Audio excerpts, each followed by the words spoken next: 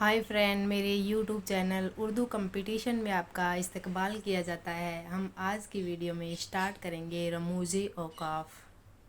तो चलिए दोस्तों स्टार्ट करते हैं। रमूज़े औकाफ। रमूज़े औकाफ किसे कहते हैं?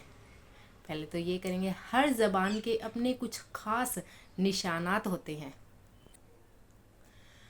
जिनकी मदद से ज़बान का पढ़ना लिखना और समझना आसान हो जाता है। इन निशानात को ही रमूज़े औकाफ कहते हैं। रमूज़े औकाफ किसे कहते हैं? हर ज़बान के अपने ख़ास निशान होते हैं जिनकी मदद से ज़बान का पढ़ना लिखना समझना और आसान हो जाता है। इन्हें क्या कहते हैं? रमूज़े औकाफ कहते हैं। दगेर ज़बानों की तरह उर्दू ज़बान के भी अपने कुछ निशानात हैं जिनको रमूज़े औकाफ कहते हैं। जैसे नंबर 1 पर सक्ता, जिसको इंग्लिश में कोमा कहते हैं। सक्ता अलामत है ये रही सक्ता की, सक्ता।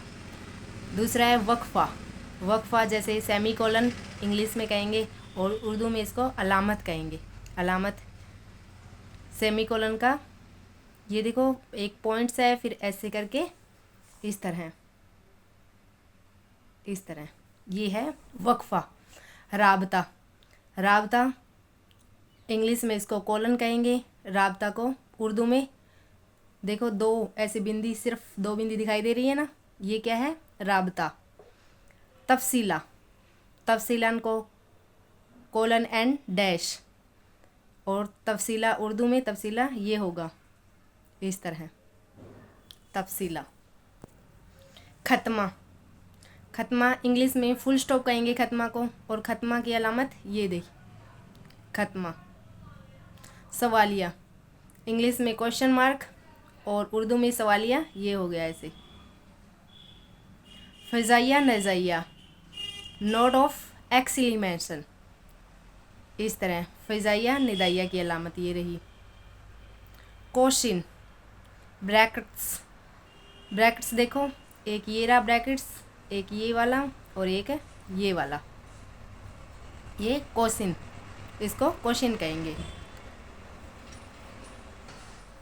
खत इंग्लिश में खत को डैश कहेंगे, और खत ये रहा खत, ये उर्दू की अलामत ये है खत।